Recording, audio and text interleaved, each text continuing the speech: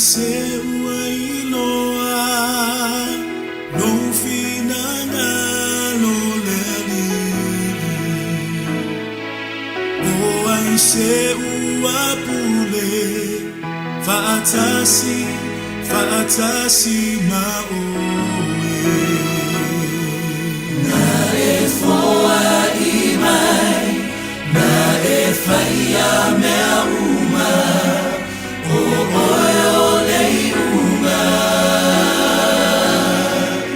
ia vidia oe e faababau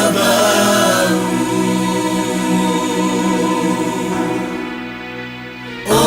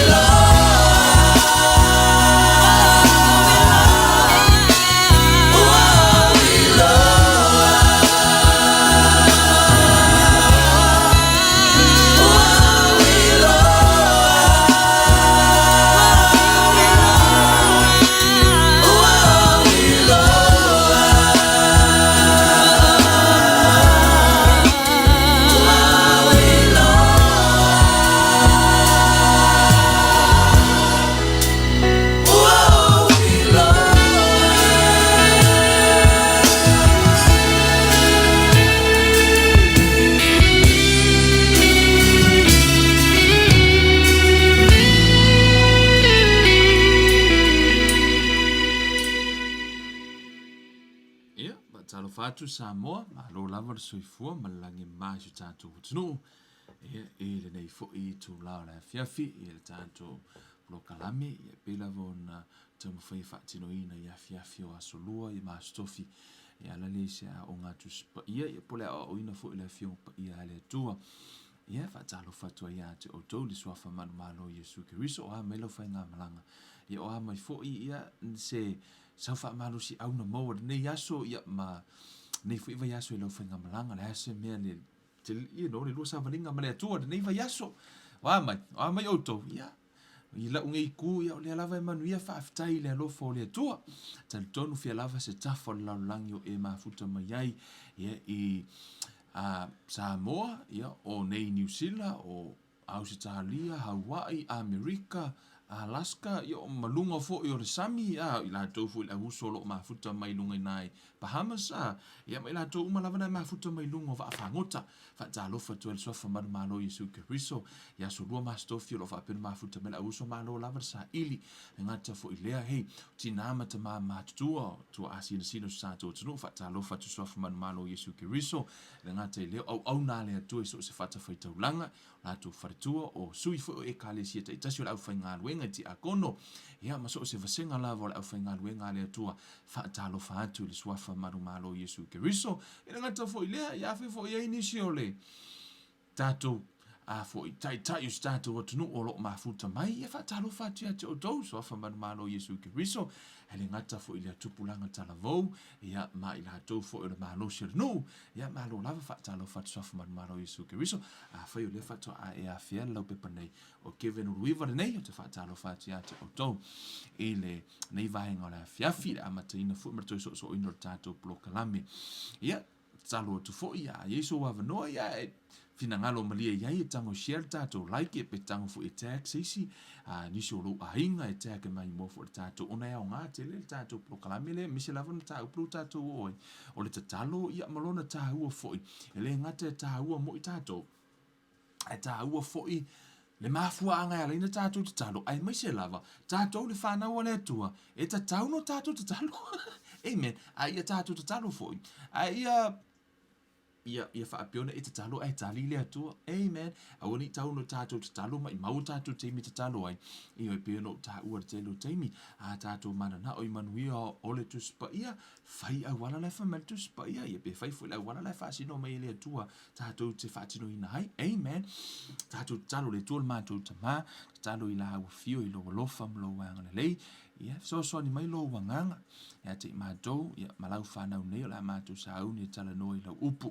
Tama tatalo I la ufio se e tatala o mato mato wanganga, tatala le mato whaalongo, io mato whaalongo I whaalongo le poto, whaapian soso ni mailo wanganga te whetalai, ha o ma I mea te mato, io mato langona lau upu le fia fisoso ni mea te autama, au maia le malosi lo ni tangata, ai maise le mafau, au maia upu e whaingo fio na malama, whaata ita inga I le ngata I lea tama, au maia tama ia le malama mai la ua fio e whaamatala ai la ua fio ngata ma whaamoe lo wanganga ngalue mai fe so o tai foi ia te I mātou umalava ma o yo mātou tangata whaamanuia mai o eta ma ia whaapiona ngalue lo wanganga nea fiafi mau angelu whaapiona whaatinoina lo lātou tiu te ua umana tō fiai ono suafo o Yesu Kiriso wa ole mavala awa tuai nei amene ma amene haleluya ia le tua Samoa ia tali tonu ia na fo I wa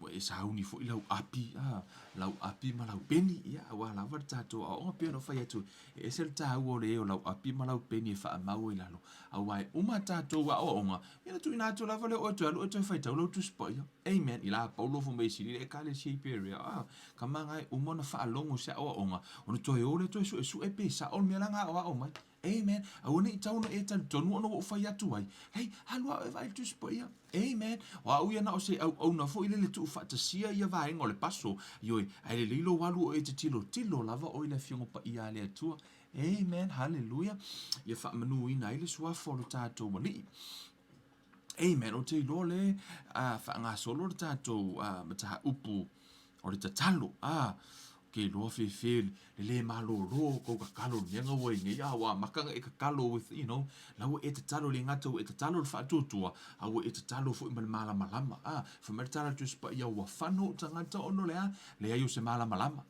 Amen. Taimi la nei, ele koe whango so se taimi la te talo oi, o lawo e lor mea lai kupu. Amen. O le mea mua, na ele i lor mea lai tupu. Mea ngai la inga e ka kalo a o e ia, inga e wha vai roi ele hango e lau kalo langa ingai. O na maila i o lau te talo, lai mangui e lau langi. Kusora kali o lau ka kalo lau, po kali o lau ka kalo lau a whao, lau ave wha mangui e foi se wha ngau ki a polo a ngi e ke wha kali lau ka kalo a. Talo i lo le tau fia o tali o lau tano. Amen. Ma tau fuar tala tu spa ia fo mai o mea lelei umai mai le ta mao le malama. O lono winga afe o lai manu ia langi. O lono winga o mea mai le atua. A se ala le mea wala ingo o yo. Who knows? Po le mea o tali o tātou te talo lai fe ila fia langi. O ngo o le kake kakalo ai kaku kele o mau alanga le ukaku wha vai tātou te talo. Wala e tau le tau. Amen. E la tātou to e o i le silo loto i lalo yok tua. Fa solo lava le tātou malama la fingo pa ia le tua. Ta talo mai fo i mo au. A tau mwhai fo i e. Fa tala atu lana fionga nei e fiafi. Amen. Ole. Ia nalo to halu lava e fai nisi o vahenga to recap. Mai le tātou ma taha upu e o ina ia mawhai lava o na yeiso malama a to fulili. O to e fo i no. A to e fai tau atu ia fionga pa ia le atua. O ki wha pia. E sorry. Fai kauso o la fai upu tu spa ia. Amen. Hallelujah. To i lore tele na e tilo la fionga pa ia le atua. O le ola fo ina la fionga le atua ia toi. Amen. To e wha manatu pe no fai atu. E mana ia lava le talo le ai ngei. Koe ai kaiao. Koe ai kaiao le kalo. Misi le siaso. I koe so ofo le ai al kalo. E au ngā lava mo oi. Amen. Wha pena fo le fionga pa ia le atua. E tupu le wha atua. I le tau longo i le na fionga. Tusia a Ioannes fumare limono fai upas fumare no fua mai. Wale filia ha ue outou. A ua filia outou e au, ua outou ina atu fo i outou o, ma ia outou fua mai ni fua. Ma ia tu maua outou fua, ina ia fo ina atu ia te outou e le tamā, mea umalava tau te ole atu ai ia te ia, i lo uingoa. Amen. O le tala no i fua le tatalo, e tatalo, o le whaanau nau ta ingo Yesu, ia e tatalo ai maua le fua na e tatalo ai. Ia maua le mea lena e te talo ai. Amen. Hallelujah. So, lono winga, ele ngata fo ila ele ngata ia maua te talo, ai te talo i le tamā. Amen. E ta ue na Yesu, e te le talo le Holy Spirit, pe te talo ia Yesu, but you can talk to the Holy Spirit, you can talk to Jesus, amen, but you can pray to the Father. Amen. In the name of Jesus. Amen. Ia lena taha ua tātou prokalame lea so lua ia lea fo ino le mea. Ia le winga o le tatalo le suafo Yesu alo su ele mua Samuel lo suma lima i fai tau ni ta upu fai upu lua fa solo i lalo fai upu iva. Na ele tala e nana fai mawha ta inga. Amen. Lo no winga tātou wo ile tusi ale mua le Ioane. Mua le Ioane lo no mataha upu lima fai upu sfuma le fa. Amen. Nisi ni o vae ngot te talo tātou talo noi whamai. O le nei fo i le wha malosi o tātou maua i ona luma, pe a whai tātou te ole atu waise mea e tusa malona fina ngalo. Amen. E le tauna ona hole atu so se mea lava, a ia tātou ole e tusa malona fina ngalo, e whaafofonga mai o ia ia te tātou. Amen. Fo mai a tātou ole atu e tusa malona fina ngalo, e whaafofonga mai Jehova. If we pray according to his will. Amen. Whamerero whai upasuma lima. Whai fo iwa tātou I loa, e whaafofonga mai o ia te tātou, I se mea tātou te whaatonga atu ai, ua tātou I loa, e maua I tātou mea tātou te whaatonga atu ai, ia te ia. Amen. Hallelujah. Whamai whai o lau tātou I loa, lau whaafonga le atua, mauti noa la lau tali le atua. Amen. Pe a whai tātou te ola e atu e tusa malona whina ngalo. O loo tā ua fo I, e iaira le tātou vahenga e whai mua, ai tātou te le tatalo. Amen. O le ara tātou me whai mua. Sa ili mua po le alo na whina ngalo. Amen. Look up the scripture. Look up the will of God. Amen. Sa ili po le ale whina ngalo o le atua. I mea tau mai, marriage, family, po lea lava, prosperity, po lea lava se mataha upu e mana o mia, o mea uma lava, lai wa uma tu si e tono la fionga pa ia le atua. Amen. You have to look up for yourself. Amen, hallelujah. Lona winga e maua fionga pa ia le tua ma e su e oi pa meltala tus pa ia. E no sa uni le tua fa tau no ila na upua ta to wola I ta to fo I to le Yohane le no le ta uana nei Johannes fuma lima. Amen. Johannes fuma lima o lona mata upu e. Ia fa upu fitu. Fa upu fitu na fa mu atu mai. A fai to te tu mau ya te au a tu mau fo ia upu ya te auto. O mea uma lava to te mana na o iai, to te ole atu ai, o na whaia lea mo auto. Amen. E se le pauro Yesu le whaingo ana whetalainga. Ma kua I shua lava Yesu lan tala. Whamatala Yesu, a whaito te tu mau ia te au, a tu mau fo ia upu ia te auto. O mea uma lava tau te mana na o iai, tau te ole atu ai, o na whaia lea mo auto. Amen. Hallelujah. No tau, how many times, na te vai tutonu la fiong pa ia lea tua, e wha lima o na ta ua oe, refer to you, for my if you abide in me and my words abide in you, you will ask what you desire and it shall be done for you. Amen. Let's read that again for my. If you abide in me and my words abide in you, you will ask what you desire. Amen. And it shall be done for you.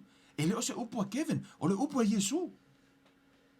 Amen. For my atu for my if Kevin abide in Jesus and Jesus' words abide in Kevin, Kevin will ask what Kevin desire and it shall be done for Kevin. Amen. You put your name there. Amen. Because o lai tala no mele tu ia te oi lana upu. Amen. Ona apalai lo la fiong pa ia le tu ia te oi no winga. Ia tu maule upu le tu ia te oi. Amen. E esele le tāua o le upo le tua te lea no tāua le vaenga le foi upu lea. Au te le fasi noa tu e te o le mea la ia. Ta tu ole mua le Jeremia. Amen. Hallelujah. Sometimes, how utala noa. E vavea no utala mo utango quote to scripture voi lele. Ia ai le I fasi noa tunga le mea la ia. But it's so nice for you guys to see it yourself. Amen. Jeremia mua. O lona foi upu e se fulma le tasi. Ma se fulma lua, au kakau leo la ikiki ngai aso. Hey guys, pray for me, I'm really tired. Amen. Ma tua I langona la velo tino le la val te mi le nei. But I need strength. So just bear with me tonight. Amen. Hallelujah. Fa upa se fulma le tasi fa mai, no o mai fo I la fionga I ova ya te au, ua faa pea mai, Jeremia O le a ea le mea ua eva ai iai, ono o fai atu lea, o te vai atu I le la au o le se kati. O na feta laima iai lea o Yehova ia te au, ua le leilau va ai, fa si usi ungon fai upule fa mai, a wā o te mataala ina ia fai a o upu. Feta lainga lea tua. Mai le tala le tua ya Jeremia fa mai wale leila va ai a wā o te mataala e fa atau nuu ia pe faia ha o upu.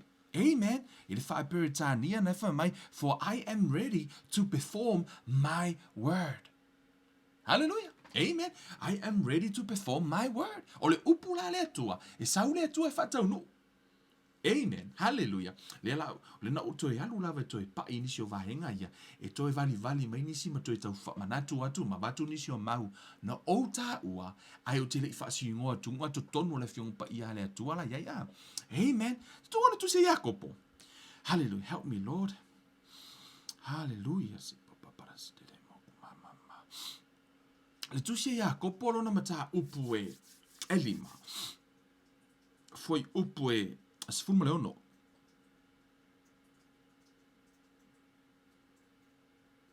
Amen. Let's pick up from verse 14. Amen. Ua mai eso o tou, ina a amia tuia I toe ina o le ekalesia ia la tou tatalo mo ia.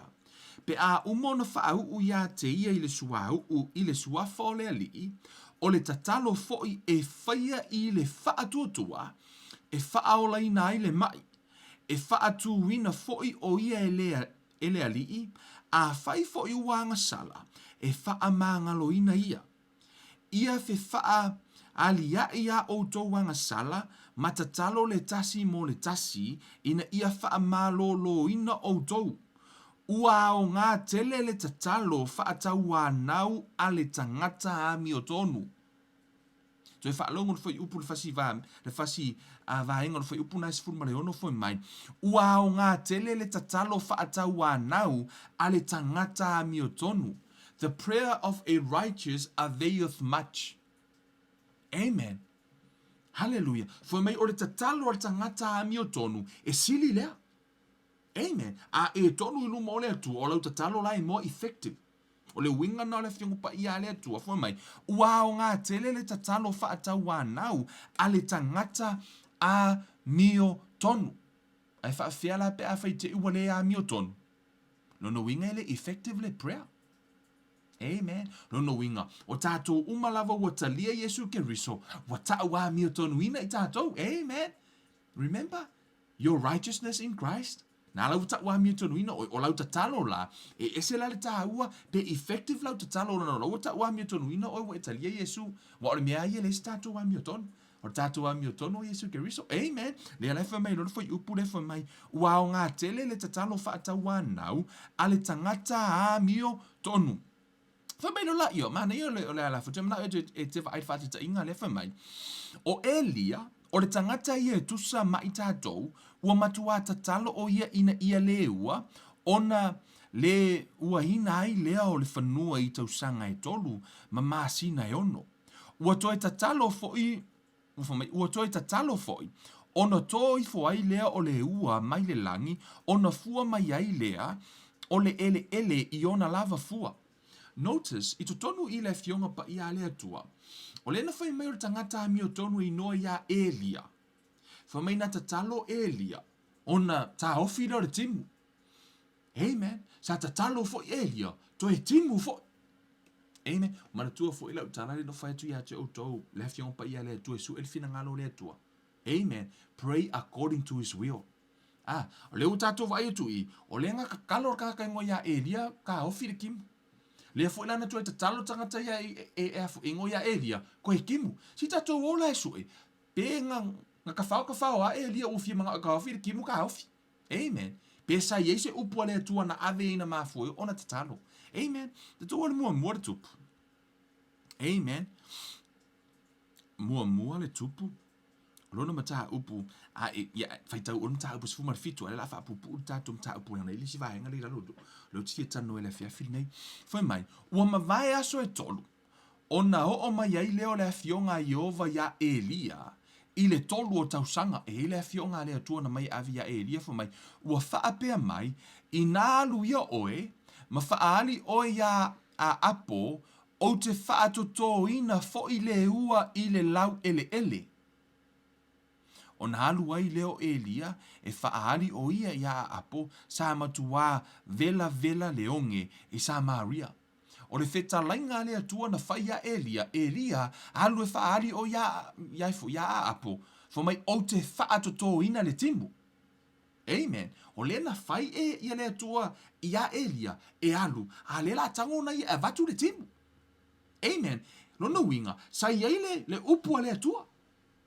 Pena yele fato nunga le atua na faia Elia. Ele fa pena nofo a Elia alu Elia. O manga o Elia fa akimu le atua timu mai. No, sa fa atua Elia ile upu ai. Sa yele upu le atua na ave ya Elia. Na to wola I lunga foi upu e fa lua fa solo la fa lima foi mai. O na alua e leo a apo ai mainu ua halua e foi Elia ile tumu o karamelu. Ua ia ifo ai ile ele ma tuu ona mata ile vā o ona tuli vai. Ua fai atu ia ilana au auna, ia e alua e ma vaava ai itai, ona alua e leo o ia ma ia vaava ai, ua whaapea mai, ele ai se mea, ona fai atu leo o ia ina fo I whaafitu atu ia. O ilona fo I whaafitu, ona ia fai mai lea whaauta, ua alua e ile sami si ao iti e pei o se alofi lima o se tangata. Ona fai atu ai leo o ia, ina alua e ia ma e fai atu ia apo, ina sauni ia lo no fua whaata vale, ma e maliu ifo ne I tau fia oe I le wanga. o loo fai fo'i ia mea ua faa malu ifo le langi i ao ma le savili ua tele lava le timu ua tie a apo i le nofoa faa vale mahalu i Israelu. Amen. Wa e fai tau atu i le ifa apena nofo ai ia ifo lia tatalo tau fil timu pe fo tatalo ia timu mai. No, sa iei le afionga le atua na ave iai ai sa alu lava lia tatalo. Nena foi mai no to atuli ma tu ulo na uru i le vao na vai. Amen. No to atuli le tama aloa lea ma tatalo i le atua ia timu. Fa atau nuula na upu. Amen. Wa e tau vai mai la le atau le mea lea e tusa lava pe mana o le atua e faatimu e tango lava le atua avela na upu i le tangata e alu le tangata e prophesied. Amen. Tusa ele e saua le atua faise me mana o ina ia. No, he needs man e mana o mia le atua le tangata. Se tangata e faalongo atu ia pe usita ia tu te ia pe au na tia te ia ina ia mafai ona faatau nuula na upu. Mena na lainga sa ule tua fa ia Elia. Fa mai la il tala tus pa ia. O Elia pe ia o tangata pe ia Elia o Kevin. Fia ai fia inu. Amen. Mana o mia le malosi. Amen. E afo. E fa pe na la ia ifo. Ia Elia. Nei ma se sengo Elia ma Kevin. Amen. Tu sale lei. O le paula le mena na le fa atusa i a o tato fa tau atu i. Fa matal tus pa ia o Elia. O lana fa atawa na una tau fia ile timu. O lana whaatawa nau foi sa timu mai ai. A leo tātou whaitau atunga, le ai tusua e sa o lana whaatawa nau, a o lana tatalo ina leo le fina ngalo le atua a wana whai i ai le atua, pena ave i ai le fionga le atua. I rei wha pena sa vari ai e lia wa mga ka hawhiri kimu, in the name of Jesus, ta hawhiri timu. No. O lana i le upua le atua na ave ai, wha pena fu ila oe maha. O le a lava se mea te manao iai, va ai le upu le atua te tu ai. We tau ai meila le ata le tau vale tunga, you know, according to his will. Pe a tu sambolona fina ngalo. Amen. Wa ana le ese upua le atua e ave ia Elia, e fiu Elia e kakalo e kaha e afu etimu, e le etimu lava. Amen. Na tatu wha tau o tunga, wha a fitu na tuli e Elia lana au nea le vai po kai kimu. Po kai sau se hao. Na kule fa mai lawo vai ko mea nga pe se hao pe se alo filimo stangata i lunga sami. Fa mai la yo Elia, ane fa ya apo ko pirang haru la kimu. Amen. Hallelujah. Asea, ono lana fa atua Elia ile afionga le atua na le fa upu mua lava fa longo fo le fa upu mua na fa tau tu fa mai. O ma vai aso e tele ono ma ele le afionga Yehova ya Elia ile tolo tau sanga o fa pe mai inalu ya oe ma fa ali o ya apo o te fa toto ina fo ile ua ile lau ele. O le atua na fa ya Elia e alu. Ona la tango fa to. Le timu. Ia ngala kwa Elia te talo. Amen. Whatever aila iai. O afionga le atua, na tu ina mai ana afionga, iai tātou te talo ina atu lo na fina ngalo. Amen. Fa mai la i o tusina fa mai, I am ready. Amen. Fa mai wa o sauni. Amen. Wa umana ave le atua na upu ya Elia, ko sauni le atua e whaatau nu, e au mai le timu. Lena ia mana o e au mai. Amen. Fa pena fo ila wa umana mai ele atua to tongi ele atua ona mai ia malo longa mai la fo sa uni le atua fa malo ro tatu mai. Amen. Wa uma fo to tongi ia fo mena fa mativa ina o ia fa tamau aina ina itato wa uma fo ila sa uni le atua fa manuia ia to tato uma lava. Why? He's ready to perform his word. Pa wa mena mana o ile atua I o tato tu ila na upu. Amen. Hallelujah. Hallelujah. O te loa lena. Amen. Hallelujah. Hallelujah. Hallelujah. Enta tu tala noi la so. Turkenesi. Alo mta mo. Foi upo luono. La tanga vali tu le atalea. O vali tu le atalea. Te mana o te oete va aile ile ta o le mele la tupu spiritual realm am tato wo foi le armor of God tato wo foi la i po amele tupu spiritual realm fo ile tu ile anganga pe a e tatalo. Amen. Tono ke nese mua no foi upoe e lua ono. Fa mele fetala inga le tu. Ono fetala ye nei leo le tua. Ina tato fai ia o le tangata ilo tātou whaatusa, ia fōlinga ia I tātou, Ia pule fo I lātou I ai le sami, ma manu felelei, ma manu vai wha, ma le lau ele uma, a toa ma mea fetolofi uma, e fetolofi I le ele. Amen. Then God said, let us make man in our image according to our likeness. Let them have dominion. Let them have dominion over the fish of the sea, over the birds of the air, and over the cattle, over all the earth, and over every creeping thing that creeps on the earth. Amen. For me le tala le atua, let them have dominion. Ona tu mai le atua le pule I le tangata. I le amatanga lava. Amen. Hallelujah. Ona mana tuala le na pa ure tangata. Na pa ure tangata I le ti Apollo, ia pena whaia ina fo I le tangata I le ti Apollo. O lewa umana ave le atua le pule I le tangata. Amen. A ieila le mea le tangata na sa whai. I tu tonu le luka le e wha. I le tofo ino Yesu. I le teimi o le anga pongi Yesu. Ai sa ua le ti Apollo whai le tala le wha. Anong le tala le ti Apollo na whai a Yesu. Ona whai mai le ti Apollo ia te ia. O te avatu ia te oele nei pule uma. Malola tau mamalu. A wā ua tuuina mai ia te au. Whalongo le tala le ti Apollo. Whamai, ona whai atu leo le ti Apollo ia te ia, o te avatu ia te oele nei pule uma, malola tau mamalu, a wāua tuuina mai ia te au, o te avatu foi I le o te manao iai. Ole nei, a whai e te ifo mai ia te au, e whai ma au nei mea uma. Ona tali atu ai leo o Yesu wa whaape atu ia te ia satani e. I nāru e se ia oe ia utua, a wā ua tūsia, e te ifo I le li I lo utua, wa nā o ia lava e te au auna iai. Whatever ai mele tali e Yesu, ele I whai mai Yesu e se sele tala le ti Apollo. Amen. Ele I whai mai, ina o whai mai le ti Apollo, o le pule na tuu ina atu ia te ia. Whamai, o te avatu ia te oele nei pule uma, malola tō mamalu, a wana tuuina mai ia te au, o aina avea le pule I le ti Apollo, e le o le atua, o ai, o a tamu ma Eva. Ina ua pa ule tangata, le pule le na ave ia le atua, le ana whao e le ti Apollo I. Na whao e le ti Apollo, sau lola I le ti Apollo, o ia la ua pule. O la ua pule na ia le tangata. Amen.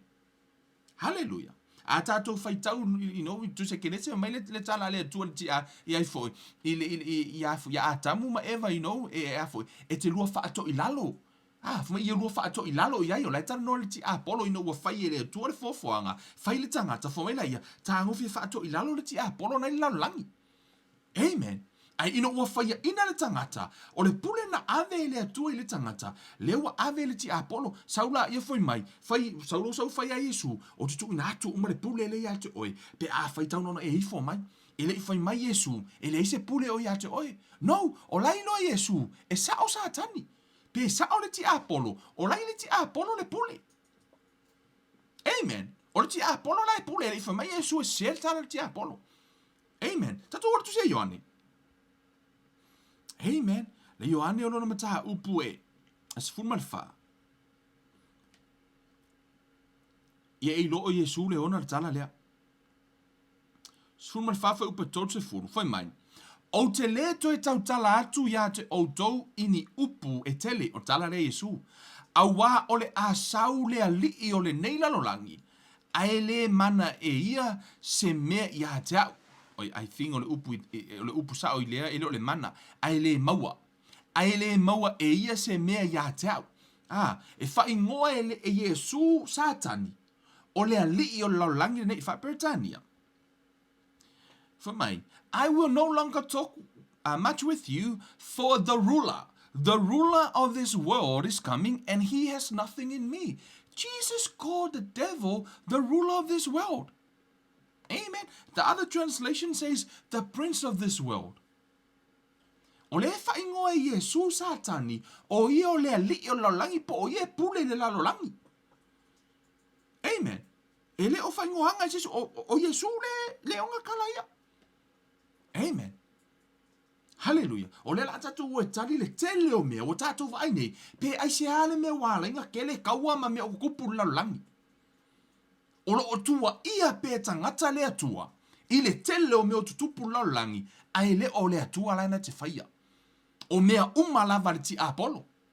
Amen. Le la tatu o wa tele na tau leanga ina pe o tua ia tangata le atua I mea leanga o le tutupu la langi.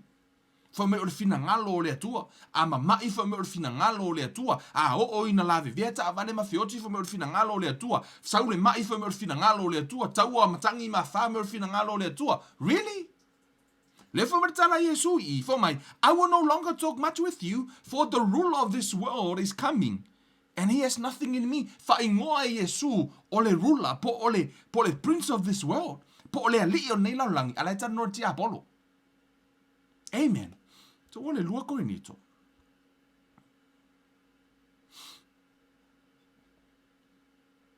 Lua korinito orona mata upu efa. Fe upu efa. O tala lea Paulo. Fe mele tala Paulo. Ua whaata ua soina manatu o I lātou o ele tali tonu ele atua o le nei lalolangi. Fo mai ua whaapongi sae ai ele atua o le nei lalolangi ina ne I pupula atu ia te I lātou le malama lama o le tala le lei le mamalu o ke riso ua tuso o ia ma le atua.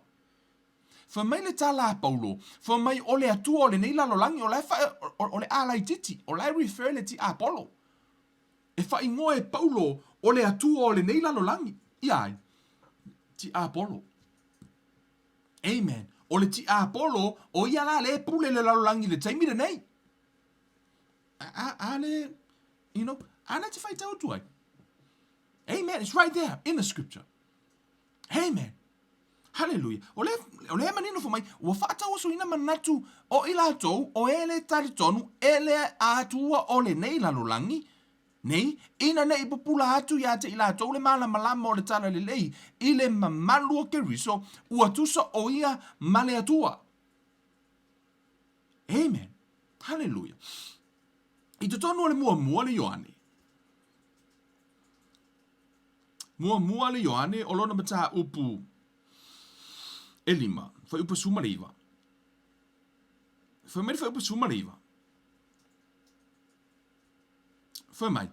Ua tātou I loa, e mai le atua lava I tātou, a o le lalo langi uma, o lo onofo to I lalo I lo o leanga. Amen. Na ua to I manino mai ale atana e vari atu. Foi mai o le lalo langi uma lava, o lae nofo to I lalo, I le o leanga po lae nofo to I lalo le ti Apollo. Hallelujah. O lae nofo po longa I lalo le ti Apollo. O leo te tau mawhai e vadi atu le ata lea, o no le lata tō wau le ofu tau, a ia e malama, po le hale mea ki Apollo le whai lau langi. A o le a fo I lau mea le whai lau langi, a le a fo I le mea la yuna tā ua lau tatalo. Amen. Pe no whai atu, o le atua o lana upu. Amen. Ina ua tu ina atu e le atua le lalo langi le whanau tangata, na tā ua le salamo. Amen. Hallelujah. This word salamo. Salamo no mata upu e. Amen. Sa o tala no mua hai e tu fa sino tu fo I hao na e loa. It's right there. Se laus fulu lima. O lono foi upus fulma le ono. Fai mai. O le langi lava. E ia Iova lea. A ua tu ina mai e ia le lalo langi mo le whanau a tangata. Amen. Wa umana tango le atua tu umai le lalo langi I le whanau a tangata o le lei ma le leanga o lai lunga o le tangata. Ona la o le tangata na to I lalo sa mai ele le pule tango le tangata ave le ti Apollo. Le lana to I sau Yesu to I whao ese le pule le na. Amen. Hallelujah. Na tu sau Yesu whao le pule. Tato wana tu si amata yo. Tu le manga o e ngakari ki Apollo kako maka upu le ako kari. Ke manga o e kako o I le mea wa umo na whai e Yesu. Amen. Hallelujah. Thank God for Jesus. Amen. Mata yo dosu malvado. Amen. Foi upu e. Fa mai tala feta la inga Yesu. Fa mai wa uma matua le pule le wa Lua ave le tangata ti apolo. Sa ule Yesu fa to ilalo ti apolo fu mele tala Yesu. Ona maliwa ne ai leo Yesu wa fetala ya tu ya te ilato wa fa pe atu. Ua to uina mai ya te au le pule umalava ile langi male lalo langi. Amen. Hallelujah for my. Ole nei yo to o atu fainu umalava maso o mapapa tiso atu ya te ilato ile sua forta mama na tali I maranga pa ia yo to o atu ya te ilato ya tosi I mea uma wo o fa ya tu ya te o to fa uta foi o te ya te o to ya so umalava yo o lava ile ngata anga o le lalo langi. Amen. Amen. For my Yesu o lala o ya Yesu umale pule o tatou la. Tātou le whanau a Yesu, whanau a le atua, e le oto I lalo tātou I le o le anga. O le o tātou matai Yesu, ne no tala noi le asa, fili nei, pe te au auna ya Yesu, pe te au auna lalo langi. Amen. Hallelujah. O e la no tam whai vali atu le atalea, o nai, pe no tā ua. E la tātou woi, le si vahenga o tātou prokalami. Man tua fo ino tā ua tala John Wesley. O John Wesley, ia po Yohane Wesley, o ia leo le founder o le lotu metotisi. Ino ua mata ana crusade, mana meetings fo ie, matau tio mena whai e a ona lea lea tua. Ino alu e la unga, fumetala tustu singa, fo ile le fo mai a la unga pa alwa ele mamalu o lea tua. Pa u ka ngaka fo ile le tangata na pa u fo ile lalo. Pa u ala ka nga mai lalo la au ya o tau fai langa ka fo po po le me walk ti fo ile le a. Ai ke o langa ka fo ile le fa mai a fai ku fo lunga o lai o la longo ingo le tua. Ku fo lunga fo finger praise God. Ya fala au tangata oh yeah that's God. Ya to fai do le si meeting fa sa lo ka ngaka ko fe e lungo la au. Le matau tia fo te mi na fa nga inai ia fo I au ona le to John Wesley ma nei ona tu singa matongo fia le olanga o le tangata ia ma mena tutupu no la olana mafutanga la male tua na ia fai se tala fa pe for mine. It seems like God is limited by our prayer. He cannot do anything for mankind unless someone asks him. Yeah, o tala le ai one Wesley se tasi o tangata fo le leva na mafuta male atua ma fa o nga ina le atua ilana mafutanga male atua na ia tu si ai tala le fa pe he make one of this statements for me. It seems like God is limited by our prayer. He cannot do anything for mankind unless someone asks him. Ese la le ta o le ta tu talo. Amen. No ina fa sa mo ina fa pea. E falling mai. Ua tātou fa atapula aina le atua po le ngalue mai o le atua. E le mawhai fo e le atua na whai se mea mo tangata. So I longa lava e tatalo si tangata. Amen. E tā ua la le tatalo. Hallelujah. O te loa, o te whaonga ina te le whate ta inga lea, o lea tua, na ia whaia ia le lalo langi, e pule ai la lea tua. Ai ono wo umona ave lea tua I le tangata e pule ai. Pe o le whale I nei New Zealand, e iei le landlord, e iei fo I le, ia le whale o tangata la, le whale o landlord, whapio haulu tino fo le whale lea, o la u landlord la e ona le whale. Tu sai pule le landlord, ai le mawhai le landlord na sawana ia sau tutonu. Ona fo loa umana saini le ma agreements, po le ma, le ma whiangainga. O hau loa lisi I. E le mawhai lana, po le ase me le anga whale, e le mawhai na sau landlord ia sau tutonu fix. Se ilonga lava e wala au lia e au. Right? Fa pe na fo ila le atua. O le atua le langi. Mane, e pule ana ia. E pule na ia I me umo ia fo ona la langi. Ai ono lana upu, le o tau fia o ia, mai le sau I le lalolangi, ono lana whea ngainga ma tangata, wo umana tuu I le tangata, e pule I le tangata. Ai unala o tango le tangata, ave le ti apolo, lea lae polo ngai lai lalo ina le tangata.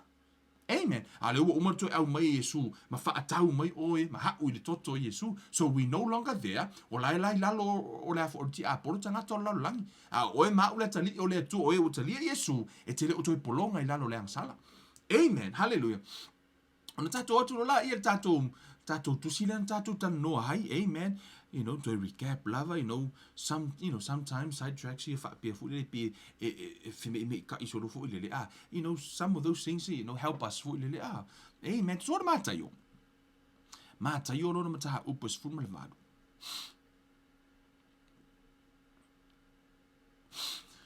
Hallelujah. Fitalinga Yesu. For my emoni o te whai atu ia te autou, o mea umatou te fusifusia i le lalolangi, e fusifusia ia i le langi. O mea uma fo'i tau te tāla i le lalolangi, e te talaina ia i le langi.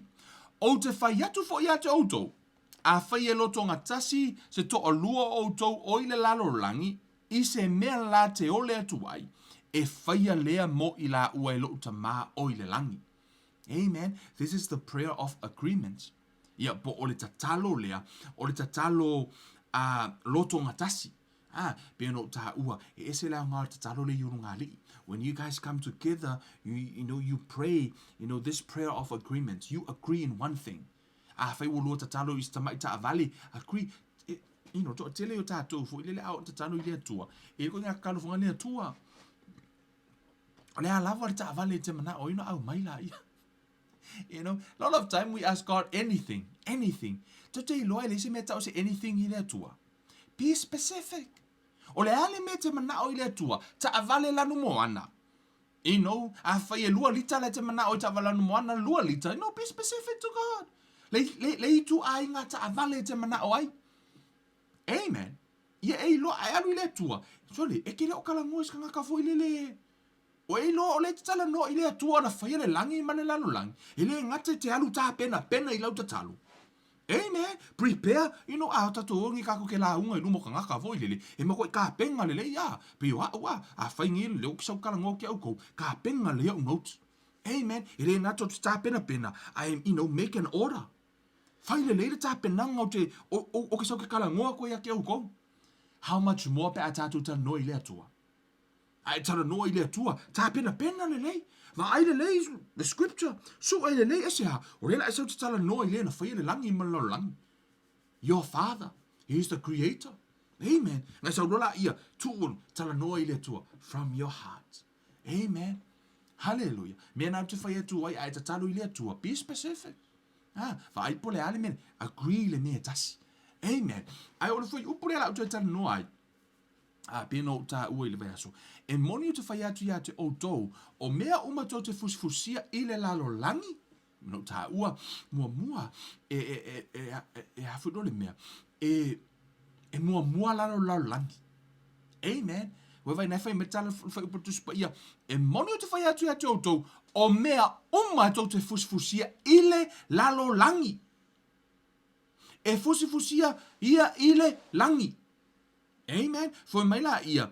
Foi mai o mea uma foi tau te tāla i le lalo langi. E te tāla ina ia i le langi. E mua tua le lalo langi. E le mua whaia mai le langi. Amen. Foi mai lalo whai upu mai. O te whai atu whai atu outou. A whai e loto ngā tasi se to o lua o outou o i le lalo langi. I se mea la te ole atu wai. E whaia lea mo i la ua e lo tama o i le langi.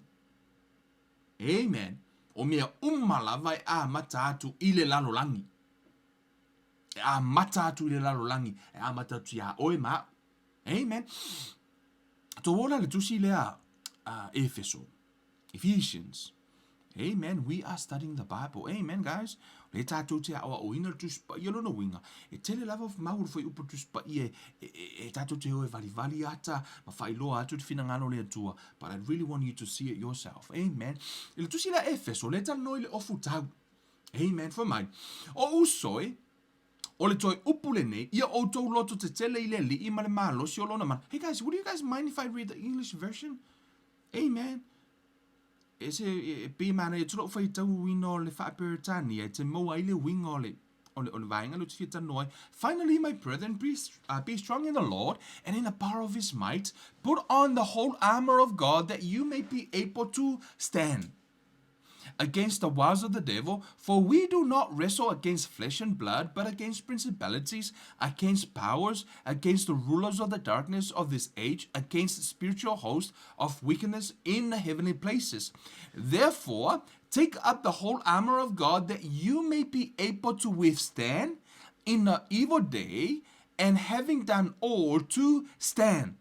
Stand therefore, having girded your waist with truth, having put on the breastplate of righteousness, and having shod your feet with the preparation of the gospel of peace. Above all, taking the shield of faith, with which you will be able to quench all the fiery darts of the wicked one, and take the helmet of salvation and the sword of the Spirit, which is the word of God, praying always with all prayer.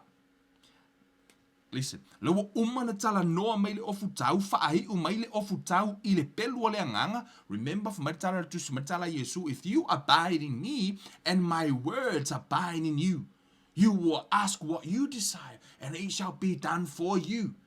And the Bible says, this is the confidence that we have in him. If we ask anything according to his will, he hears us. If we know that he hears us, amen. So now we have this confidence, amen, that we receive the petition of what we ask for. Amen. So now, o le foi mai, o le opula le atua, o le pawana le pelu e te tau wai, o isi vai ngā umalava le ofu tau e pui puia oi.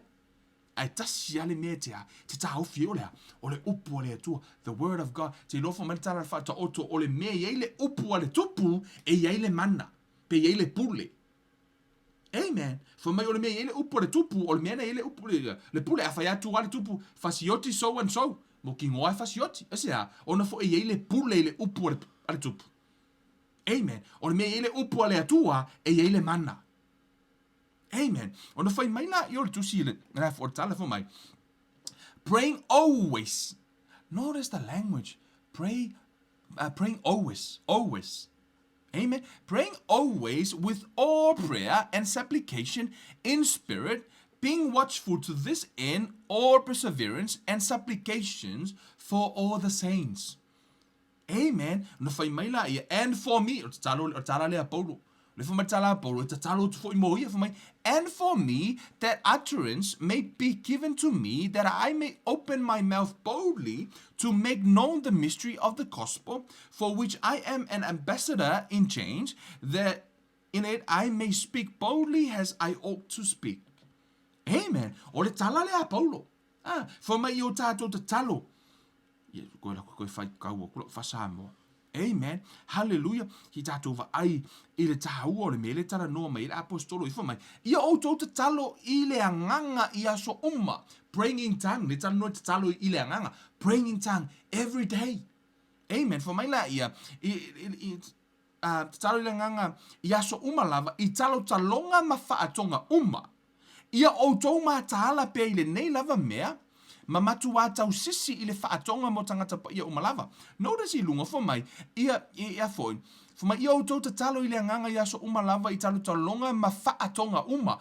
All kind of prayer. Amen. The other translations say all manners of prayer. O itu ainga te talo uma, ese. E ele te talo interceding prayer. Amen. Supplication prayer. Hallelujah. Casting of your cares prayer. Amen. The prayer of faith. Hallelujah. Praying in tongue. Amen. Prayer of thanksgiving. Prayer of agreement. Amen. Scriptural prayer. Amen. These are all different kinds of prayer. O te leo whaapea la ata uatu ia itu ainga te talo ese. Nga e kangorola ia vai ko ngā mea fōlele. Le lau mga o pray the prayer of agreement. Ia, mai le prayer of agreement. No. O le winga, e ala no toma whai e afo e whai loa umahatu. When the Holy Spirit move, a o na ngalua atu le nganga o le tu ia te oi. Whaapea te talo ia so and so. Now you know the rules. Po lai te loa ono o te talo. E pei te talo mo meo ta alonga. Sports. Rugby is a sport, soccer is a sport, boxing is a sport, but they all have different rules. Right? Whapenala te talo. Amen. Ese uma, ese I tu ainga te talo. Ai ese fu la tu la fono la fa asino me tu spaia. Amen. E ta ua la. E fia te talo tu sa me tu la fono. Amen. Po ta iala la me tu spaia. Amen. You know, ia pila o le afoi. O le boxing a whai nei e te afoi. I te ulu, you know, I Joseph Baka. I ke ufusu Joseph Baka. A knock out la Joseph Baka se si to tono le maia. You know, se mpingi Joseph Baka. Ma lo lango tu la fono ta longa. A lakula Joseph Baka alu la kapia ke o kangon Joseph Baka knock out se si. E kuri kua. Asia, se sel ta longa, o mo yo ta longa, se sel tu la fono la ta longa. Amen. Pe fa pe na fu la ia la fu. Ia le tatalo. Ele me talo prayer of agreement, e fo le me talo prayer of faith. Amen. Hallelujah. E fo me tala interceding prayer. Le vale o lea, ta talo fa puruvanga. Amen. Hallelujah. Lai ta ua tono tu spa. Ia le ngata fo ilea. Casting off your cares. Te talo ese pera no fa atu. Ona ngalu atu le nganga o le atu ia te oi. To pray and so. O lau lore tu ai ngata talo te talo ai. Someone messaged me today. Wa faina na taimi ana le lai le vaveao. Ai fa iloa to ele atu alo nei tangata. Amen. Ona, and she doesn't know, but might be I was appearing, ilona mafau fo ilele te milai te talo ai. And then, she started to intercede for me, te talo mo au. But praise God, actually I really need that prayer. Na matoi o mana o mia lava le te talo. Ona na matoi o mana o mia le malosi. A ole wala unga la unga lupu kuga wa makango malosi fo. Actually I'm fully recovered right now. Amen. I'm just being tired. I'm doing a lot of study and not enough sleep, guys.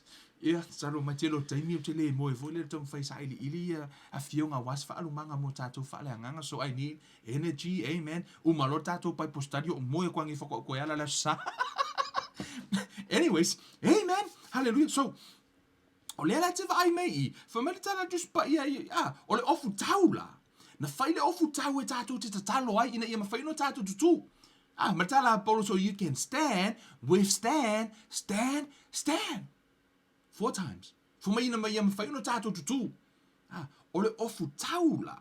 Na ofu tato ofu tau ona a tato te talo. Ole tau de taua. Ole taimi lava te talo ai le Kirisiano. Tupu ole me tau de taua. Amen. Ole la tato woe. Le la fa matala to for initial experience, initial tala. E ta auto ia te auto. Le mea le tupu i le spiritual realm when you pray.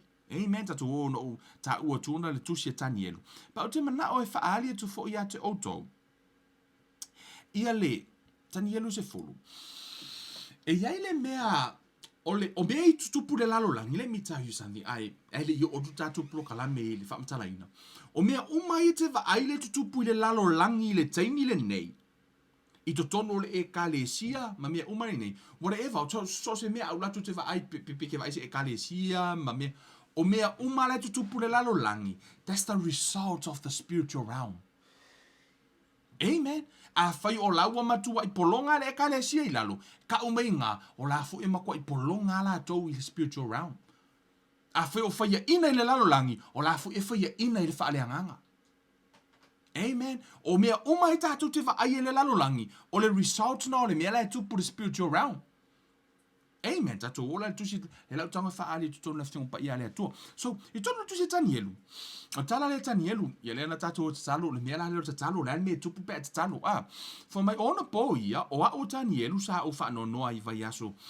Vai asu sa ato to e tolu, ele ai se mea le lei na o ai, ele ai fo i se a ano o manu po o se waina no o ilo ngutu, no o le u wai lava, o ina vai atu vai asu sa e tolu, la sa ana pongi ia ai fo tani elu I vai asu sa e tolu, tolu asu, los futasi asu, amen, ia, o mai lo ele foi upu e, tani elu se furu fo mela ia, whaauta foi, ua pai mai a te au le lima, ma whaato o tuli ia te hau I o utuli vai ma o walo filima o na ia whaapea mai ai lea ia te hau.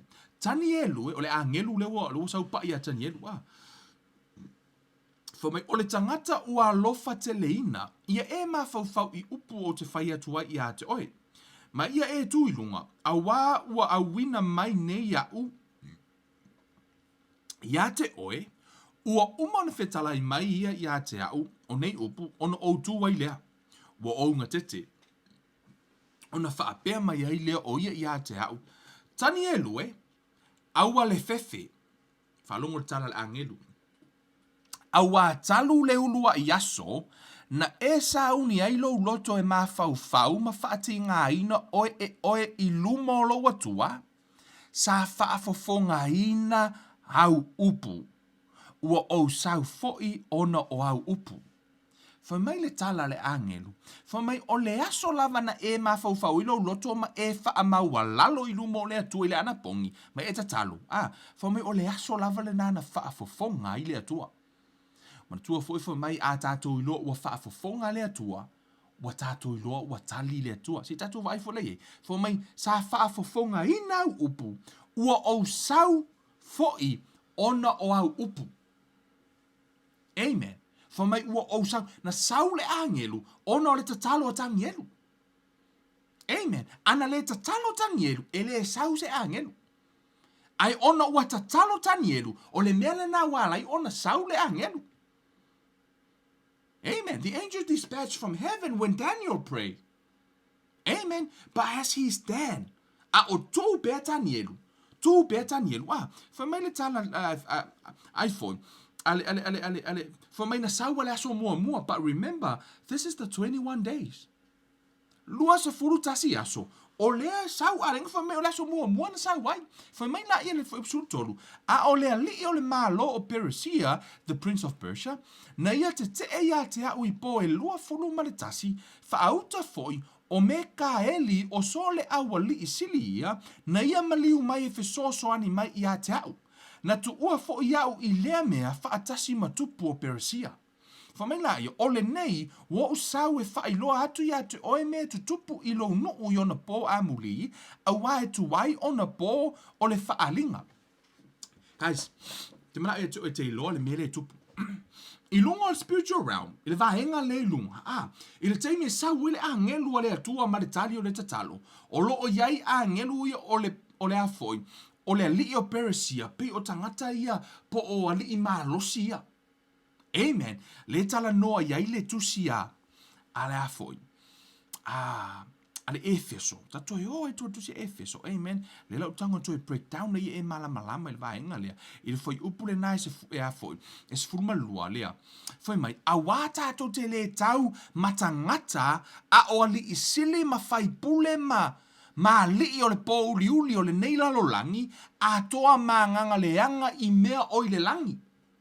O le taua lea a Paulo. O Paulo. Mana tua fore tala Yesu, le talo Yesu fo mai, ia o mailo malo, ia whaia lo finangalo I le lalo langi, e pei ona whaia I le langi. O le ale mea le tupu le langi, e le inga kaka ma mai o le langi. Amen. E le se angelu mai o le langi. Pe o iei fo ise mativa I le langi. Amen. Po o iei fo ise anga sala I le langi.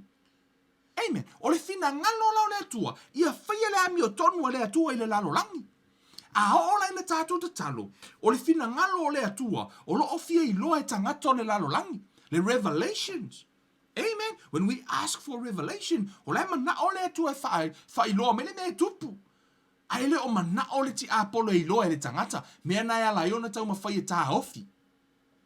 O lai te ele ti apolo ina ia awari kako I loa sia, o tātou le ia ile pule ile, po o tātou le ile right I le lalo langi. Amen. O le ala e tau le taua. O le ofu tau la le na au mai. Foi mele tala Paulo. Ofu tau ni e mawhaino tātou tutu. Tutu I le ha. I le wha maa salo mai e le li o le lalo langi. E ki lua le ofusu marki a Apollo le ai. O lai te tu le upu a le atua. Se ta toi vevele amatanga fo mai. Ho usoi o le toi upu le ne. Ia o tou loto te tele ile alii. Amen. Loto te tele ile li, ma le malosi o lona mana. Amen. Wha malosia o te loto tele ile li. Amen. O lena mata me ofu tau. Whami e loto tele te tu. Tu, esea. O na e ta talo te tu ile upu ale atua. O lawa tau le taua. Amen. O lawa tau le taua. O angelu. Molo si la fia. O angelu. I te tonu le fia o pa I ale atua. Whamai la tau te... whaatau no uina pe la tau te fo ino le upu whamai la tau te whaia la fionga o loo whaalong si te tau oile I'll show you the scripture. I really want to quote the scripture ia sa o lo go tinga o lo whai upu lea I te tonu le salamo hallelujah salamo no na mata upu tasi o tolu hara si whai upu lua se fulu o angelu whamai Whamanua tu ia Jehova o tau ana angelu o e malolosi tele, o e whaiala na fionga, o lo o whaalongo I lona si ufofonga. Amen. I te whaaperitani, if I may bless the Lord, you his angel, who excelled in strength, who do his word, heeding the voice of his word. Eilesi translation le for my they carry the word of God. For me o la tu te fa tau no wina le upu le atua. O le langi la ma le lalo langi. Mo le tua pero fa tu me o mai amata tu le lalo langi. Amen. O me o mai amata tu I. O le ala e te talo oe. Tali le langi. A ira le mele ko por vangi muhimo. Le vale. Mea na le na mana o mia o le lalo I le pule. E te tau fia. E te tu e tau fi le tali se I o mai le fina ngalo le atua. Fa tau no ulo na fina ngalo. I le lalo langi. Ma le mele na e te talo tua I a tau no. Hallelujah. Ete mo mele tonu ita to tu se tanielu. Amen. Ti vali tuale mele I matua I malama lama ma matua I mautinoa. O mea umalo tutupu le lalo langi. O le result le o mea o lo tupu le vani monimo. Amen. Foi mai la I o tala tanielu. Foi mai ona po nei ile foi upule na Mai talu le lua yaso na e sau ni eilo loto e mafau ma e fatinga ina oe I lumo lo tua sa faafafonga ina upu o sau foi ono upu a ole ali ole malo persia na ite e ya te au I po e lua fulu maritasi fa auto foi o me ka eli o sole a li I sili ia na ia maliu mai e fesosoani mai ia te au na tuu ina foi iau I le mea fa atasi matupo persia ole ki a toa o I le tusi le pe e faitau ai e le o le atua po le angelu. Amen. Wa tatu fai tau tu I fai mai na sau le aso mua. A o la lava ana pongi I a tanielu. O la lava tu mau I a tanielu ta ofi le tani. Na awina I foloma me ka e di so ani le taua. O lawa I le enforcement. Why? Because Daniel is still standing. O la lava tu tanielu. O le mea, o le ki a toa la, e le o le atua, po le angelu, o le ki oi, tanielu. Wa ana faa vai tanielu le asolona lua, e le eise, e le tau nuk maritani o le tisano. Pena faa vai le asolona ono, po le asolona fitu, asolona lua se fulu. Ana faa vai e tanielu, muti noa ele o mele tani. Ai ono lana tu a tanielu, o le mafua anga le nana lai, on awina I fo le sia, fe soaswani me ka eli. So the whole point, the key is Daniel. O le ki fo yo oe, a e tua, ma e tu, e te maua le mea na e tatalo ai I le atua. Amen. O te mana o te toi tala noa, e tau wha malama I le mea lea le Prince of Persia. Amen. Hallelujah. I to tonu o Samoa, le lau watua le wha te tainga. I to tonu o Samoa, o Irma tonu. Ia, o ke lango fua de wha longo me kako le mako ngu I le prokalame nei le fiafi le lau tanga vatu se ata wha tai. E hei fo le li ma lo si tono Samoa. Amen. I to tono Samoa le matonu. Afo I le matonu o au tau mai nai le pea. Afo le li ma lo si fa ingoino le tele sa. Right? I to tono le matonu. To tele I o tangata na fasia. E fasia le tele sa. I le tali tonunga le you know, no wola I fo tupu. I lo lai titi ifo ke lo kangaka e fasia e istangata na fetu e ifo e nisio tangata o fafine o le mato nuu i le mele nei fetu wa you know feoti e fasia I le afo le you know for maisi pipelo yo ngame le e moi hey mo va ai amen but let me tell you something e ia le tele sa o le spiritual realm right e ia fo I le fafine o le mato nuu o le matai e fa ingoa ino le tele sa o le fafine la le nā le fa ingo ino le tele sa, o ia nā le fa sa la fa fingo le matonu. O ia nā le fia le fia sala I fa finge vo ia a le me tu sala I ol matonu. Tu so se fafine la ve soli tu la fono mle e fa sala le fafine la e matai le ya tele sa. O la I le tele sa I le tino. O la fo I le tele sa I le nganga o le nga lua I ko finge le tele sa. O le tele I o me tu pu matonu no la chicha o vai. Some people see le famile e pelo. Te tonu uma afe o isi tanga tonu matonu o mai mo le mele. La te tonu no tala ni. Telo me tau tala I a fine le tau nu. Amen. You know, some curse. Me la tupu. O la ile strong man na ilunga. I spiritual realm. Amen. Le la loto fa asino tete o tot fa you por tu spaia. So tu se tanielo. Amen. O o ali malosi ia lai nungo Samoa, tele sa yafi, puaelo, nifo loa, o nifo, because o mo meo o afo, o aitu ia lai tali tonu i tangata Samoa. Amen, they believe them. O la fo ia veo ali malosi. Amen. Le o tonga vatu le ata le peno fetu. E ele tele sa o lai lunga the spiritual realm. E for tele sa o lai e ele fa fino mato no e matai le ngo tele sa to low ia. La fa longo mai o te loa. Some of them are not happy with me, but I want to set you guys free. I want you guys to see this. Now I'm going a little bit deeper, okay? So, that's all to say se kielu. It was from Malvado. I want you to see this. Peno fa yatu o fa te tainga. Mele fe mertala just pa ia yo tatu te talo mo tai. Mo ila to o laino nofo in authority. Asea, ono lainga lue merti a polo i tuo tangata nei, o la to nei le suia tu la fono. This is why it's so important for us to pray for them. Lango lai tau le taua, mali i siri mawhai pule o lainga lue i tuo tangata nei. Amen. Tatu ora tusi le fa mai, le atali i o le tangata, fa longo.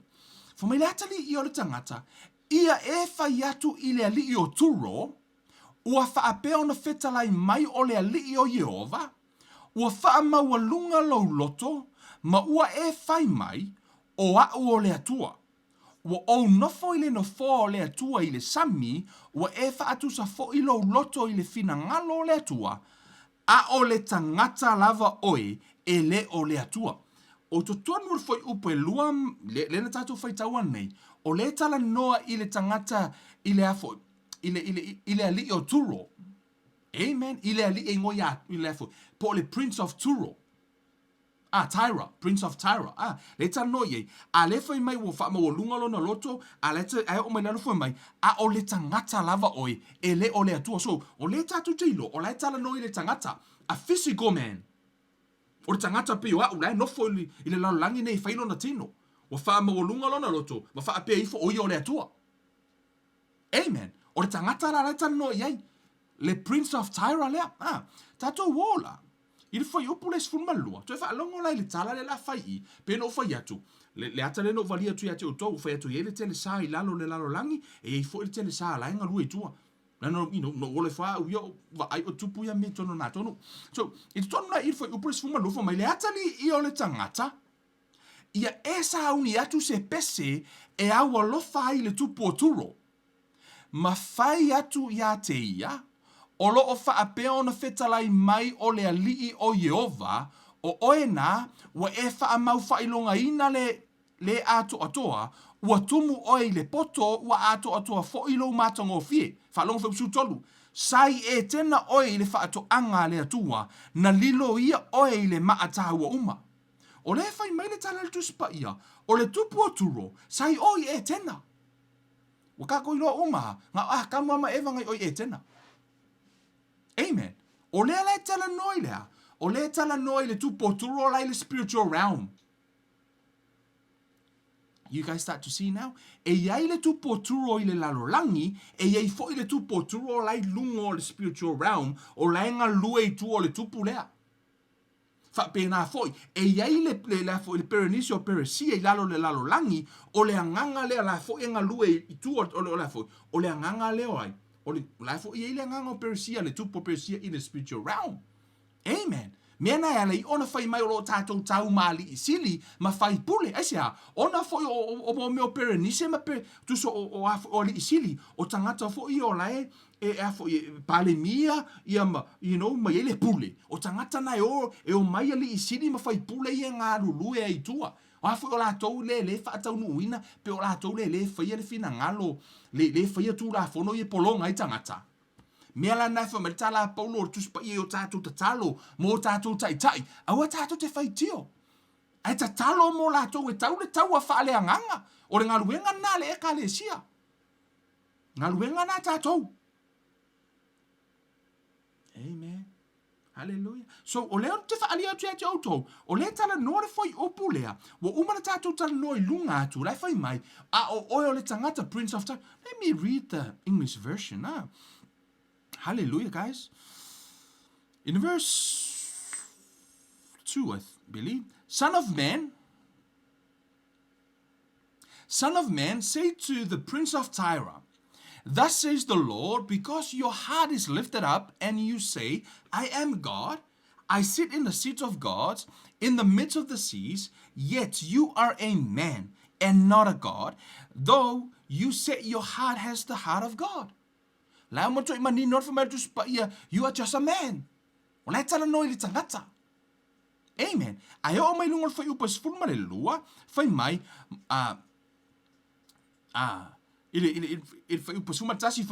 moreover, the word of the Lord come to me, saying, Son of man, take up a lamentation for the king of Tyre, and say to him, thus says the Lord God, you were the seal of perfection, full of wisdom and perfect in beauty. You were in Eden, the garden of God. Every precious stone was your covering, the sardius, topaz, and diamonds, bergson, and jasper. Ia whaasoro I lalo lana whai mai o lasa I o ia Eden. O kele o isi maangari, ngani mapewa o kala nguku ka ungo ngā maa kele ngai ngai. But now you know, this is not talking about a natural man. It's talking about a spiritual being. We tau mua mai la, o mea lava la o le tutupu I le lalo langi, o le result le o le mea o le tupu I le spiritual realm. Weva ai fo I taua a Israelu, o le taimi lava na ana pongi e Israelu, tonu tuse Samuelu, fo mai tala tus pa ia, wa whaatolu no o e tau. Whaatolu no o tau, mai whetangisi ru mo le atua, to e oto e tau, whetangisi, o mai tatalo I le atua, whai le atua e o. Ko e o kau ko e mai, ai whai inga, ko e ako fo ila ia, to e tau, o mai e whai ina, fo mai o mai lo wa ana popongi, whai lo I le atua, o le lau tango e tau le taua. Tau lo e le atua, le taua maa lo e no la ia, Israelu, au tova ai ni tono tuspa ia. A tātou mana na o e mā lo le taua I le tino, tātou o e tau le taua I le anganga.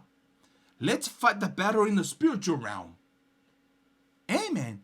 Mea nā lai no whai atu o le taimi lava tātou te tatalo ai, o le taimi le nā e tutupu ai taua I lea, I le spiritual realm.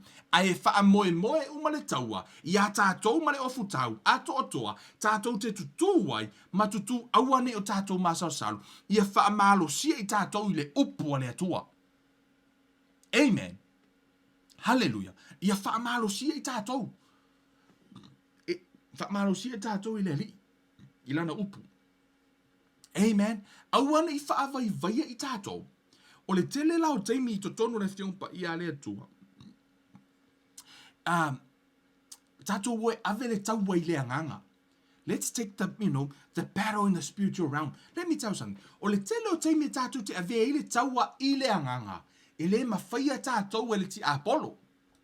Why? Ono tato le wa tato wola wha le anganga. A o le ti Apollo la e oti wha le anganga. E le mawhaia ona tau se le ona wa pēma se mai le o la e ola se tulou.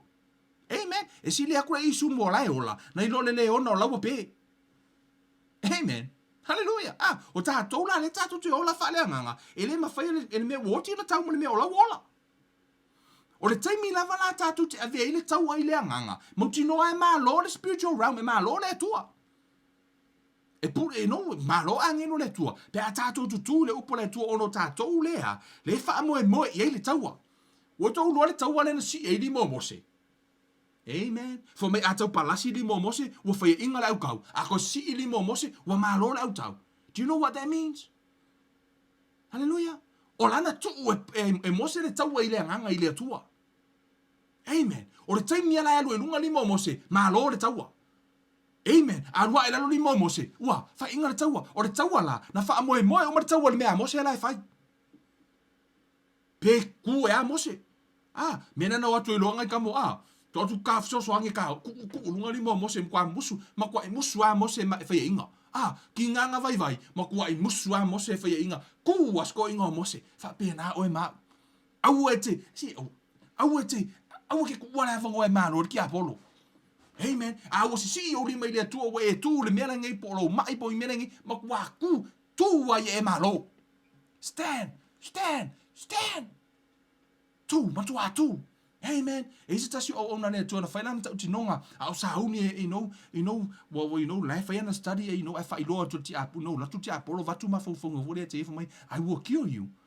I will, Tangwala, cast down every argument. Tangola ia ese, no, you can't kill me. For me, wala, wa masina, o faya ni mena, avatu ti Apollo, in manatu na tia, I will kill you. For me, it's that to bother him. Ora le siasona. Wa matua ile iso na file mu ile, I mafaufongo iwa tu ti Apollo, I will kill you. Ti ua, no sa ili le tua. Tana noa mele nganga o le tua ia te ia fai. Tana noa mele nganga o le tua tu tonu le au le tua fai. Ala me te le fai ti Apollo, por ame o kwa inga kanga fasioki oi. And then the guy, the man of God said like, yeah. And he turned around and said, hey devil, come here. Let me o kwa inga kanga fasioki oi. You can't, eh? See? O ti Apollo, ele ma faina na fasio tia oi. Amen. Na sawa e vatu bea, lona o le taimi lava te tali tonu mai. Na fuma tali tu sipa ia awa te vatua, sea vanoa e mautu o ti Apollo. Wa umani ma fau le anga na ma ti Apollo, ma tali tu sipa ia cast down. Va ese uma, tu le upu o le atua. When you pray, believe that you receive. And hold on to your ground. Amen. Te loa le ai tango avele tawa fale nganga tu sa weva ai mole ila fo ile fo le malie no tato lo shaka te lo malie a tato wo to tono le sami ile ma so tato e malo le malie right a fa ke pe ko lima fu ka ko ko ai kasian malie le malie fo le the white shark ai tato si tu lo le white shark ile ma fa ina tato tau ma le malie to tonu na te a faina o tātou fiu e fusu mal malie. E malo malie. Ai sea, ona foi o that's, ona o ina e malosi en malie. O lona malosi anga uma. E pā leni uma lona tino ma o ina lona atmosphere e malosi e la. Amen. A e kangola au malie tu urunga le pau matu. Amen. E o kama kike malosi en malie. Amen. E tātou uma la. Ai sea, wale ma faina to e ngai o ile malie. Ona fu wale pā leni lona tino ma, that's no, e le o lona atmosphere na. Amen. Fa pena fo ila le taua fa le nganga. O le taimi lava tatu te ave le taua i le nganga. Le atmosphere le atua. Malo le atua. Ile malo le ti Apollo. Amen. A tatu tu uina le taua tatu le tino. Ia, kako ke fia inga. Pawane o le mea moa. Amen. O tatu fia ina i le tino. Ai tatu ave ala le taua i le tu i le nganga. Amen. Luna winga o oe mahau. O le taimi lava tatu te talo ai. E ai mea lai tutupu le spiritual realm. O le tele i o mea lai tutupu le o tātou whaitau utu i. O lai e le tupu o taira i le lalo langi. O la fo i e le tupu o taira i le spiritual realm. I to tonu si tātou watu no. Tātou te talo. Lot of witchcraft o lai whai to tonu si tātou watu no. Mea whaatau la itu. O mea umana. O lai whai tātou watu no. Yeah. Tan tonu ai ya ui o le faka ya oi pega kupu i lo langa o le funga o ui o le farma o in makungu o le tele o me fata la itu no vai ui o la titi. Amen. Fa tai le tu o vai le upo le tu. Amen. Hallelujah. O vai mo malama oh now I see. Amen. It's in the scripture. Amen. Hallelujah.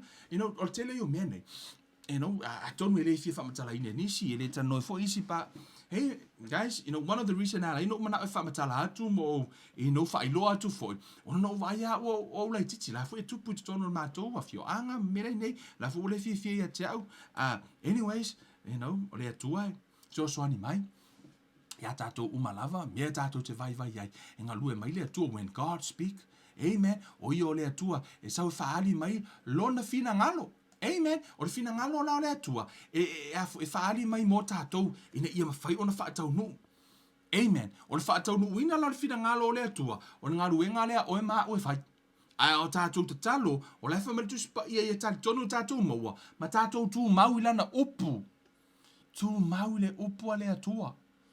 Amen. Paua le mea lai whai mai le tuspa ia. Have faith in God's word. Faith in God's word.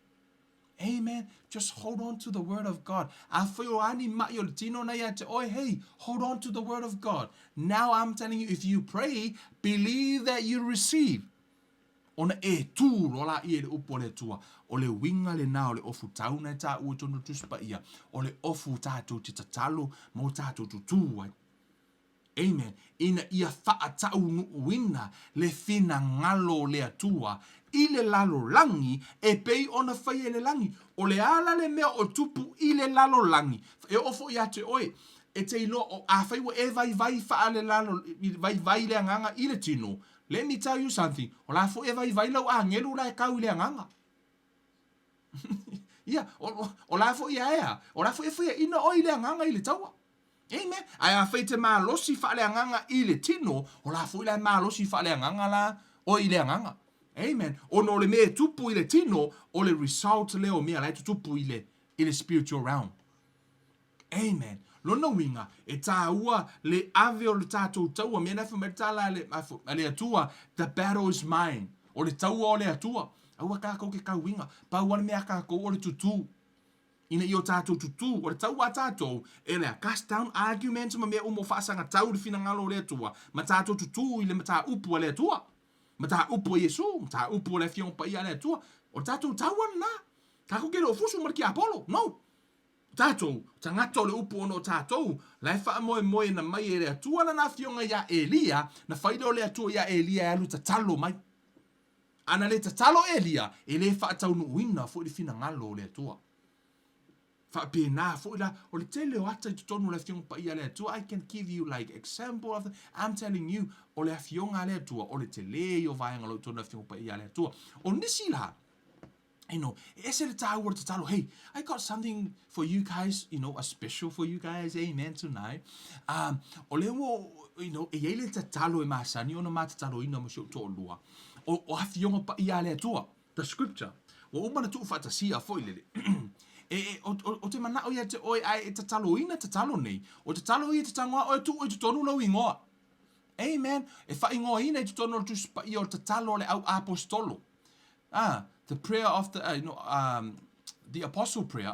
Ia po te talo ia, te talo a Paulo ia, te talo i tonu. Tele lau taimi. O te tango au mai te talo ia, no tango la ia, foi upu tuspa ia, tu o ilo ngoa ai te talo. You know, I'm telling you, after months and months of praying this same prayer, I start to see revelation of his word. I start to see, over ai mea fo ie, a matanga tango le tua faali me tau faalingo me over ai over a ono fai tau fai upo tuspa ia makua I pe e pau mai le mai fai upo fo. I'm telling you, lot of revelation. I start to understand in the scripture. Ono ola foi o te talo nei a tango tu silalo le lau tango vatu ia. I think I'll copy all this prayer. Lau tango tu watu dalo ia o fiong pa ia le atua. Tango o ia e tu e yeah for ngai te talo ai ale o tango vatu. These are some of our prayers. We pray these scriptures over our lives, and I also want you guys just to put yourself in this prayer. Le lau tango e copy ai paste ku lungo o tato live. Ia ke kango o ia copy for ia paste lungo.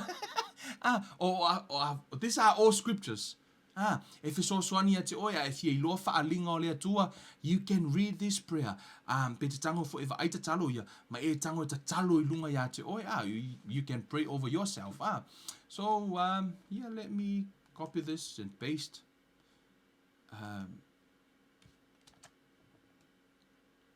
O fionga uma lea tua, nau tango ia, I think ngau watu Hallelujah. It's, you know, ole umi na o tango tu atu I lunga mo oi, you know, e te tango fu oi e te talo ma e, you know, memu I fu oi e le fio pa ia le tua. O mo meo, you know, te talo ia mai tono o na fio o mo meo scripture uma na o tango avatu ia te oi te tango te talo mo oi, te talo I lunga te oi na lo tango atu I tono no ingoa. Ia fai, you know, it's a personal prayer. Talo au apostolo, that you know, that's what you call scriptural prayer. Amen. Te talo fo ila ia fionga pa ia le atua. E fiso swani fo ia te oi le nei fo I sa valinga o tato iai. Amen. Hallelujah. O nisi la nao te talo. Ma le tele o nisi o vaenga. E ese le tahua o ne fiafi. Na o mana o te. O waka fia kakaloa. Amen. O fia te talo.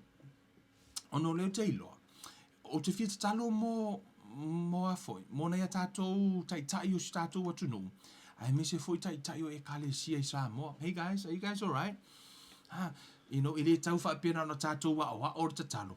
Ai mana o mia foi tato te talo.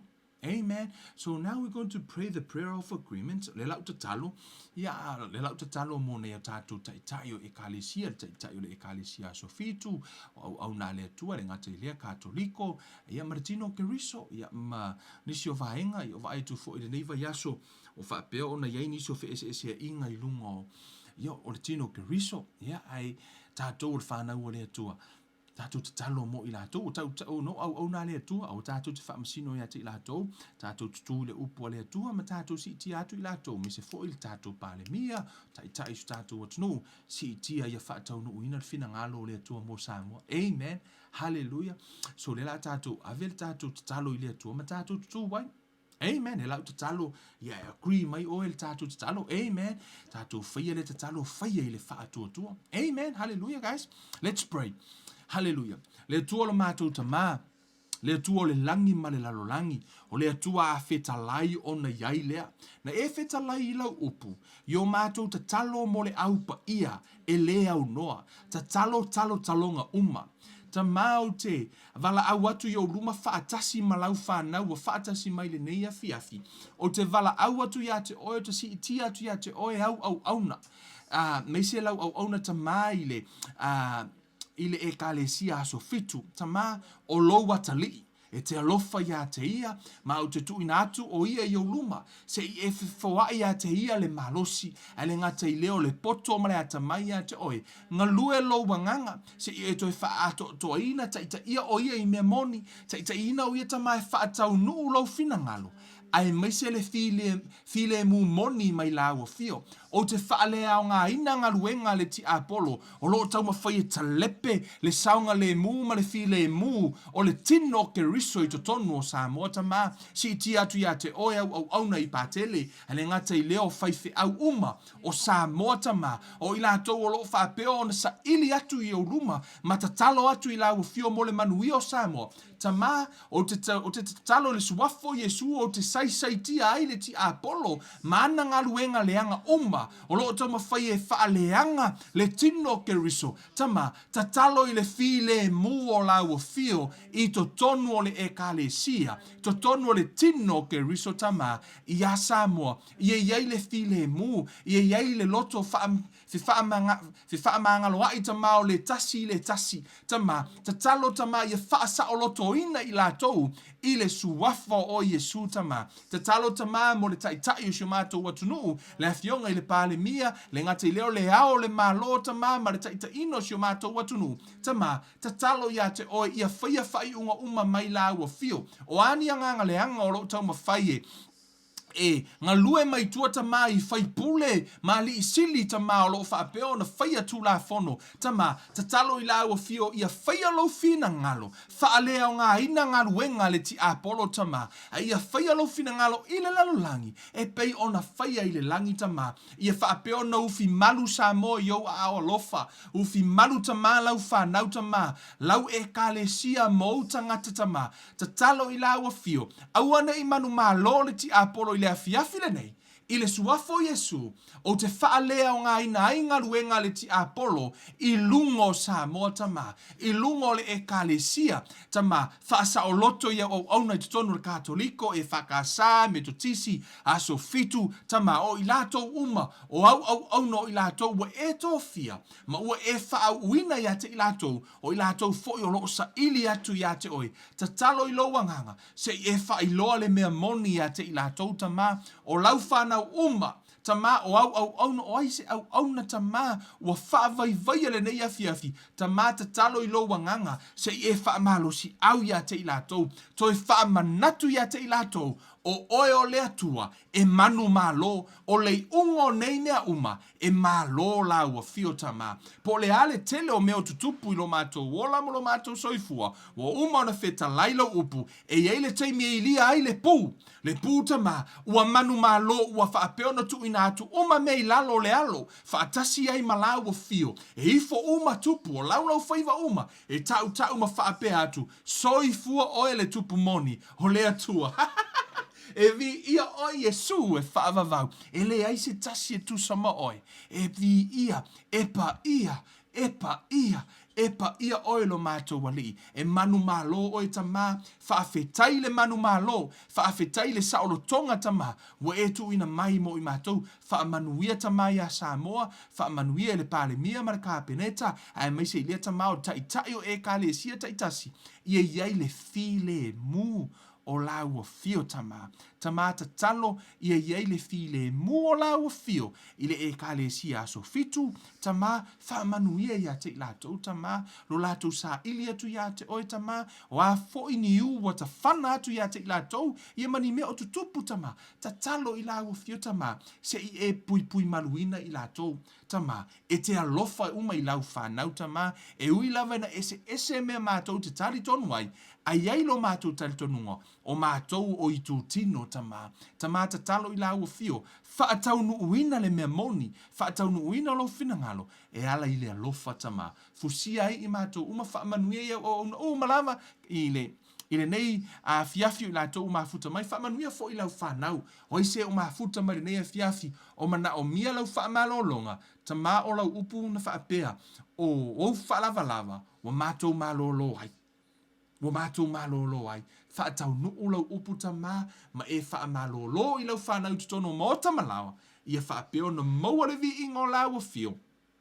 I le suafa manu malo Yesu Keriso wa ole mavala au atu ai nei. Amen. Hallelujah. Hallelujah. Praise God. Talo, we pray the prayer of agreement. Si tia tuai te tai statu what's no. He renga ta fo ilio te e kali si o na le tu. Hey guys, wa lava ni me tupu mai. Tatu te talo. Amen. Ta talo mole au pa ia. Si me tala polo te talo mole au pa ia. Hey, ta talo mai fo i, mana tua i futa ite to talo sanga le fo te mana tua atu o to talo fo i mo o to. Ini ia fa peona fio sohani atu le atua ia talo mai fo i mo au. Ia ila upito la au ina ia fa peona fa i loa mai le atua lona fina ngalo. Mo i tātou, ma tātou plo kalame. Amen. Ia tonu wa iei se, vahenga wa whai ma whaamalo si au whaaleanganga ia te oe. Ia e meise foi, le tāua o le tātou ta talo i le atua, na ua utu ina atu i lunga le tātou Facebook page. Ia nisi o vahenga ia o, ona e tango le te talo na utu atua i lunga. E te tango foi upuna, te tango lava o e tu uelo i ngoa e te talo. Amen. Eva ai te talo ala fionga pa ia le tua tu elo ngoa e alo lua ki falo ngoa ke ia wa sui. Amen. Wa maku wa isui ya lau fai kaukus pa ia wa mata na tupulo mala le fionga pa ia le tua. A o fo ina inta ngate feita ia te oe fai tau salamo se lau fast food. Ta talo salamo na. O tele yo va o ta talo lo tonu tu pa ia so soani mo tato. Ia vi ia le tua sa mo fa aftai mo nei fiafi fa manu ina pele swafo lo tato mali. Hallelujah. Ia whaafo i pelo na vi inga. O le aso sa nei tātou plokalame le tūlai lua tu e whamana tutuai. Ia o na tātou ho o tūla i elva yaso le la asau le aso lua. Ia ma le aso tofi. O te loa le ato i so o le tātou tatalo. O le tātou tala noa i lo se vahenga pito i sili fo o na tāu o tatalo. Awala ni MC aso lua le aso le la asau. Tau whaila vai whaatau no uma ia eva aise i tū o le tatalo nei vai aso. Ina ia e malamalama. Matua i e malamalama lava. Ia makua i e malamalama. Ina ia e matua i tū i le upu le atua. Ma whaatau no lona fina ngalo. Ia whaafo i pervi ingo le atua. Ia tū mau pe ia te ia. Ia lona vi inga i mea uma o tātou whaia ora suafo o Yesu Keriso. Whaia ina i mea uma i whaatua tua. Ia Kevin Onuiva le nei. Tātou toi whailo hai. Whaasoi fua ia.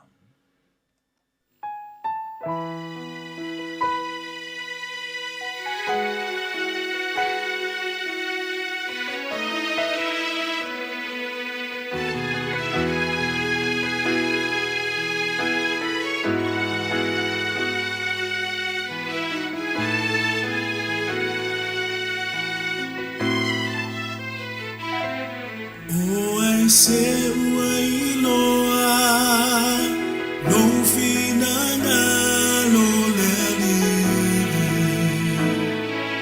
o ai se ua pule faatasi ma o